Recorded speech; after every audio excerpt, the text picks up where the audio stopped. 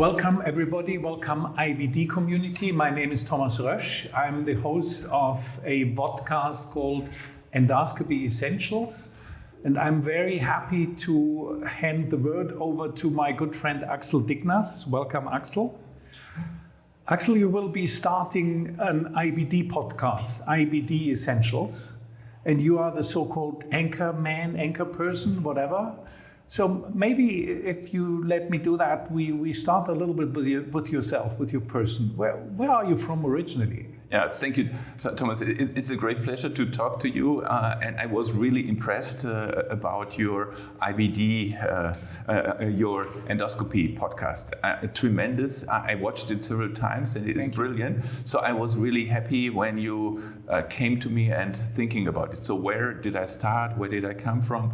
I'm an IBD person. I wanted to become a liver person initially after medical school. But from which part of Germany you are? Let's go back a little bit. This is I'm from the Ruhr area, so I'm born in Gelsenkirchen. Nobody would know Gelsenkirchen, but perhaps a lot of people know if they are soccer interests, Schalke 04. So this city is very close to Essen and Düsseldorf, and I started at the medical school in Essen, and there I also started my training initially, and this is where all began. Actually, this area, there are a lot of cities. If you lump them together, I think it's the largest European city. This is definitely right. It's like a huge area with about 8-9 million people just living in this area, and it's used to be a very industrialized area, like in the 50s to 80s of the last century.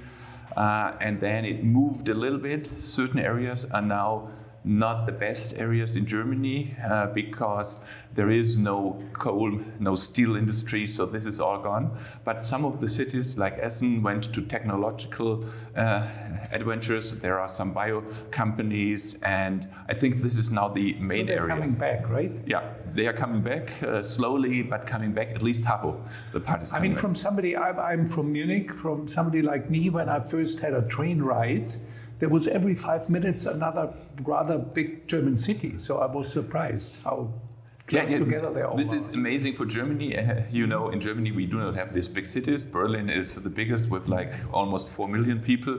But then we have only 4 cities with 1 million. But there are cities like Cologne, which is very close by, not the exact area, with 1.2 million, but then Dortmund, Essen, they all have something like 600 to 800,000 inhabitants. And there is no real border between one city and the other. So you are on a train or you are on a bus, and like in 2 minutes you're in the next city, and in another 20 minutes you're in another city. So it's just, you could also say it's just one big city of 8 million people living there. So the greater Ruhr area. Interesting area to watch for everybody, I think. Yeah.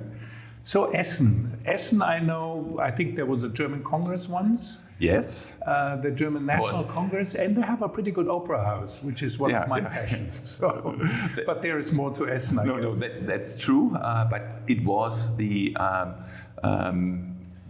home of the Krupp society, and Krupp was one of the biggest steel manufacturers in Germany. So they also were sponsoring a lot of events, and I think this is why they had a good opera house. They had a decent theater, and especially the Krupp family, and Bertolt Beitz was the chair when they all were dead, was doing a lot for their workers. So they were one of the first companies in Germany building own houses and own apartments for the people. So there are certain areas where these people were living, and this was really sponsored and built by the Krupp. Which was a long time ago, right? I think this was like end of 19th 100 years ago. Yeah. So when I was there at the university hospital, I was living very close to one of these areas, so I had to bike through this every day, and this was still very nice because they were still investing a lot of money to have everything clean and repaired. Very interesting. And you said hepatology was your primary interest? when I studied medicine, I did both. So I studied chemistry and medicine. And initially, I was also thinking to become a biochemist. And I was really impressed by biochemical pathways of the liver. So in my student apartment, I had a huge table with the biochemistry pathways of the liver. And I thought this would be great. But when I went to the unit, my first boss, Harold Gubel, one of the big IBD people in the world, told me, if you do hepatology, I will kill you. And he decided for me that I have to do IBD. And he sent me to the United States, to Massachusetts General Hospital, where I was trained in basic IBD and also in clinical IBD with Dan Podolsky. And he said, if you are not returning to my place, because this happened to him with the two fellows before, you will never ever make a career in Germany. You do IBD and you come back to my unit.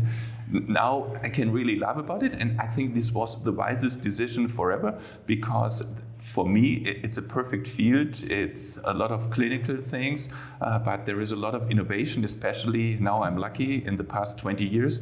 Like every month we get almost a new drug, and there is a lot of background with immunology behind. It's not only the gut, you can do endoscopy, you can do ultrasonography, and you can talk about a lot of different topics. So I'm really happy that he decided for me to do this. So the liver is not the only biochemical organ. No, so exactly. To speak. And in fact, if I listen to you, the liver seems rather dull, right? Because IBD branches out in other areas of inflammation, and there are probably inflammatory processes which are more representative of other diseases than... Yeah. And you can even work with the liver. So with the PSC, which is occurring in like 7% of patients with ulcerative colitis and 3% of patients with Crohn's disease, you'd also do something with the liver, but also skin and eyes and joints. So you have something to do with people from rheumatoid arthritis. We have very nice sessions with dermatologists because of the skin manifestations, and the immunology behind of these diseases is sometimes very similar, and this is what I really, really enjoy. So guys, message, be careful with the choice of subspecialties.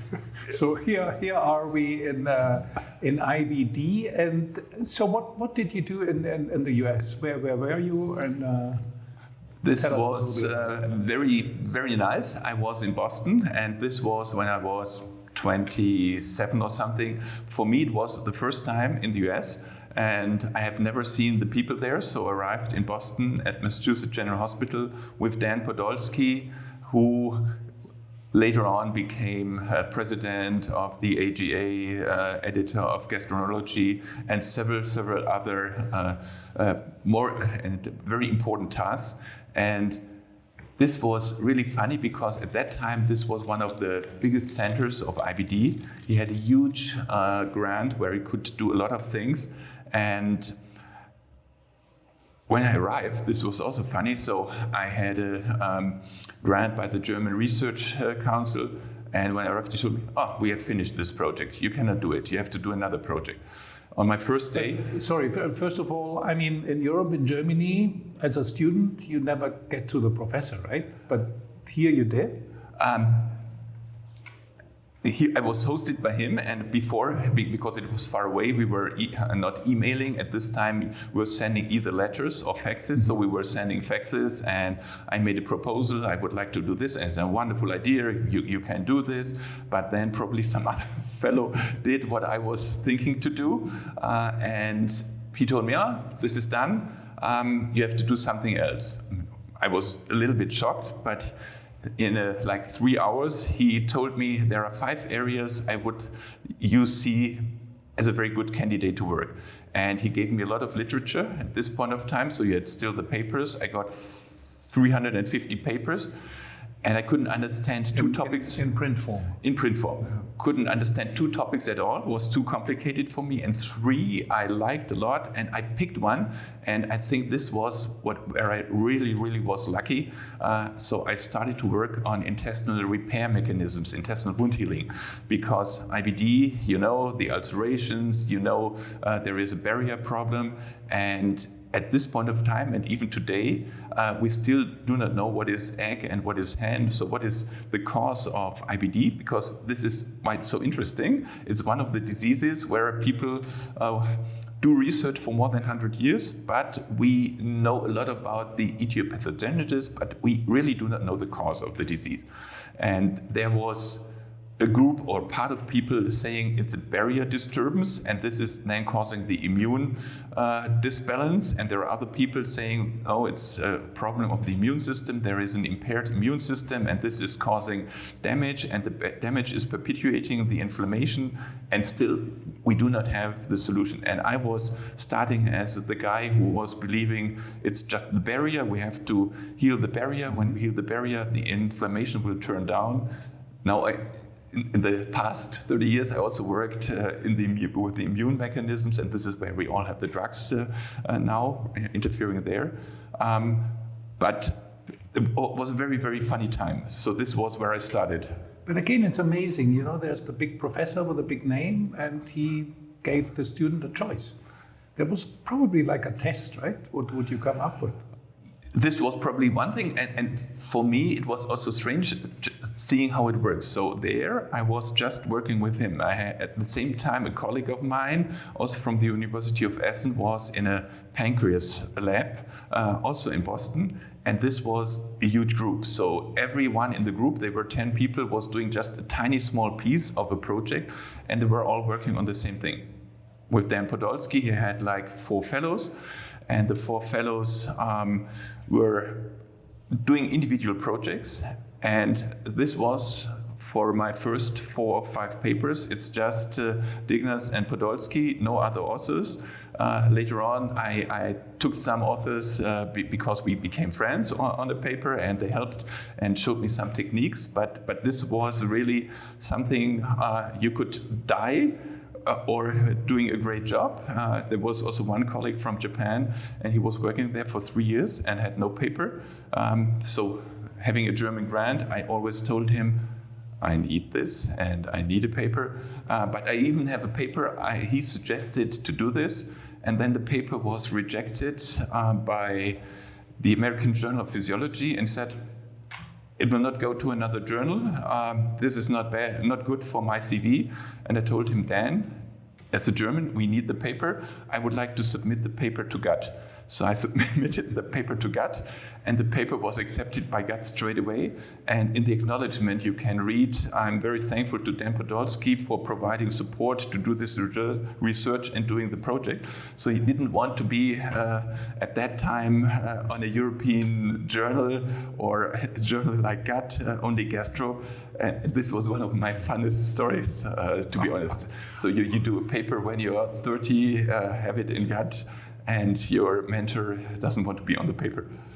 That's funny, really. I mean, GUT has recovered quite a bit, I think. No, it has not recovered. I think it's tremendous now. Yes. Yeah. Okay. So what kind of work did you do in the lab, I guess? I was most of the time working in the lab, so only like half a day seeing patients, getting material from it. This were in vitro studies. I tried to first to assess the first step of wound healing. This is intestinal restitution. So cells migrate from the virgins of the wound into the wound and close this very rapidly. Well known for a long, long time also for duodenal or gastric ulcers. There you can, as a student, you can test this. You drink 100% alcohol and you denude your mucosa, and you see that within 36 hours it is healed. And I developed a model, wound healing model, where we could assess first which cytokines are involved in these wound healing processes, and then I developed a technique to assess the relevance of drugs or of certain cytokines to stimulate this type of wound healing. In the second step, I hated it and I didn't want to work with animals. I created an animal model where we got this type of ulceration, and we could see that the growth factors TGF-beta and TGF-alpha are heavily involved, and we identified a lot of these mechanisms. And I worked on one of his favorite topics, on the trefoil factors, where he had a lot of patents and believed this would be the cause to heal everything. ultimately it's important, but it's not the relevant factor for the healing. And then in parallel, I started clinical settings, clinical studies. But at this time, we had 5-ASA, we had steroids, and we were probably some of the first people starting azathioprine in Germany. And this was also a very funny time because I was, and especially my boss, Harold Gubel, we were fighted by a lot of people using a cancer drug in patients with an inflammatory disease. How can you do it? And several years, it became the gold standard for the treatment, the era before biologics. We didn't have any biologics. And this was why Harold Gubel was a lot of times in New York, and the people there, David Zucker and Dan Present, were 5 or 6 years ahead of us, and were using azathioprine in patients with IBD. So it was really exciting IBD history, right? And that was quite a program, for a fellow coming to Boston. And then you moved back from the American boss, or under the American boss, to the German boss. I moved back. Been satisfied, huh? This was coming back was a horror, to be honest, because in the US you had all the time to do the research. You had the surrounding was great. You had all the Nobel Prize Award winners, and what was really nice, you could dedicate your time to do research. You could sit together with other people, and at the time there was a fellow in my lab who is now a very, very famous IBD person. This is Bruce Sands. Bruce Sands is probably now known to everybody in the IBD world. Bruce and myself, we were working on opposite benches next to each other. And Bruce then decided that lab work is not his favorite thing, and made a master in epidemiology and really started the clinical career while I continued to do research. So when I came back to Germany, you have to apply again, you get a new grant, you get your money, you need to hire a technician, you need to hire students who want to work with you for the next time. So when you come back, it takes probably another year or even more. And I was the first coming back to work in the field of molecular biology. In our group, everybody was more clinically related or doing some pancreatological tests, and I needed to create a lab for molecular biology. Did you have enough time back in Germany, or were you overloaded with clinical duties? This is where I always laugh about. At that time, you had to do your clinical things. You could organize it probably a little bit better, and patients were a little bit longer in the hospital. But every morning, at least to the early afternoon, you had to see the patients. You had to do endoscopies, ultrasonography, whatsoever. And then at 3 or something like this, you would go to the lab and start, do your work, and then sit there until 8, 9. A little bit later on, when you have trained your technicians, then they can do something about your ideas. They will do these studies, but the lab meetings and everything was always at 4 or 5 in the afternoon, because in the morning you had to be in the clinics. What did the lab tech say? 8 o'clock p.m. Was there anybody there? Yeah. I think we were a really good team, so they could come a little bit later, they could have a break in between, could go jogging, and they were working more than the actual hours that they needed to work. And I was lucky a little bit later on, so some of the people, probably other people also know well, like Andreas Sturm joined my group, and Daniel Baumgart joined the group later on when I was in Berlin. So you have also some very brilliant fellows remaining in the area, and I had a lot of brilliant people who then decided not to continue in the GI field, and some of them were really clinician scientists, but now I think it has moved in the past years. I almost work only with chemists, biologists, nutritionists, because they still want to do research. There are only few real physicians, at least in Germany, who want to get this very tough way. So the first thing they usually ask, how much spare time would I get for the lab work? The first 2 years I would prefer to work in the lab and then I do something else, or do it monthly and change a little bit. And this was not possible at all. Okay, well, I mean, the assessment of this is, I think, a little bit ambiguous, because maybe the new generation is just smarter, making a better plan. No, I see this with my own children. They tell me exactly the same, that we are crazy, and probably for some aspect they are really right. Well, we probably had to, at least this is what we state, but who knows. Okay, so you mentioned Essen, Berlin, and now you are in a very nice Frankfurt hospital for how many years? Oh, and now it's a long time, 19 years. I'm now back there. And for me, this is really a perfect setting. The only thing I miss is liver transplantation, because when I was in Essen and also in Berlin, two of the biggest German liver transplant centers, and this, some people may also find this ridiculous. So as an IBD person, and I know my friends from Belgium, they are just doing IBD or just doing cancer or just doing motility. A German gastroenterologist needs to do everything, otherwise there will be no chance to survive at the big hospitals.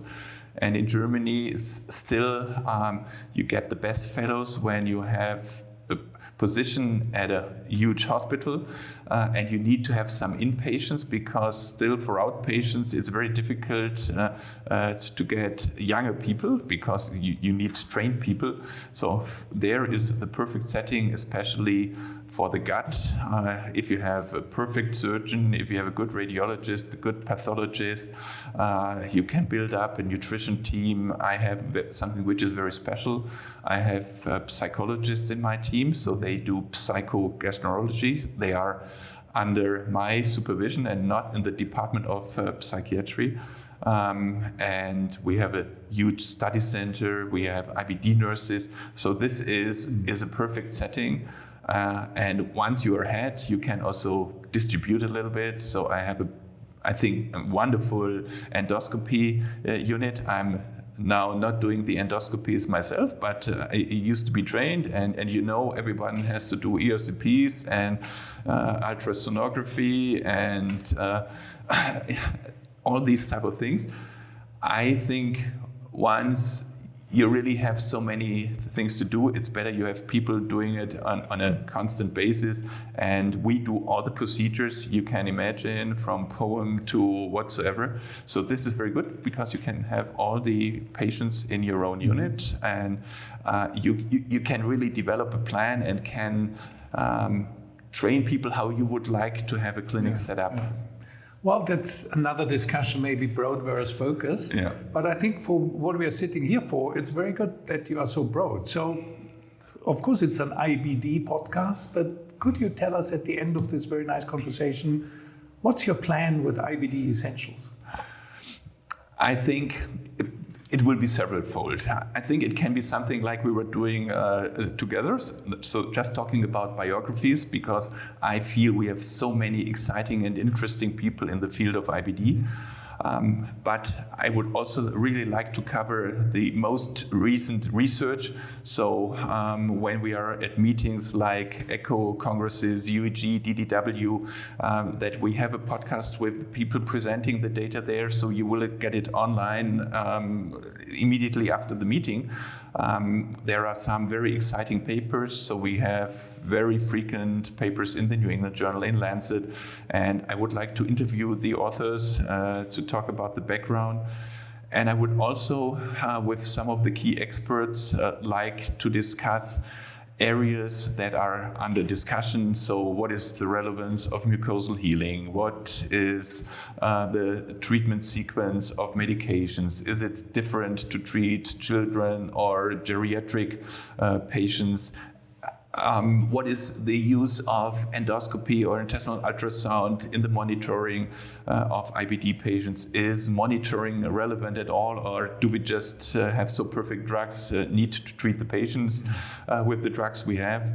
And I also mentioned I would also look a little bit out of the box. So perhaps even talk to people who are close to us, but not exactly in the area. So people from the liver field, endoscopists doing advanced imaging techniques, perhaps even people from the licensing authorities like EMA and FDA, because we cannot work without them. They tell us what is approved and what is not approved.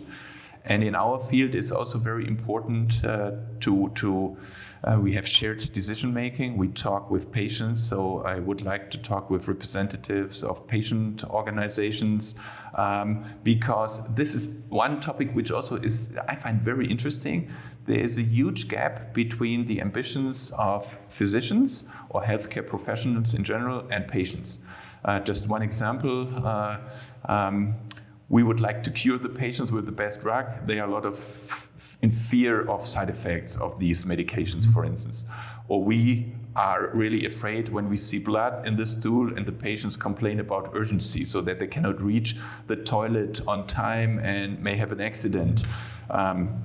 This is something where we really need to engage with the patients and need how we can improve this. And another thing I really like is multidisciplinary teams.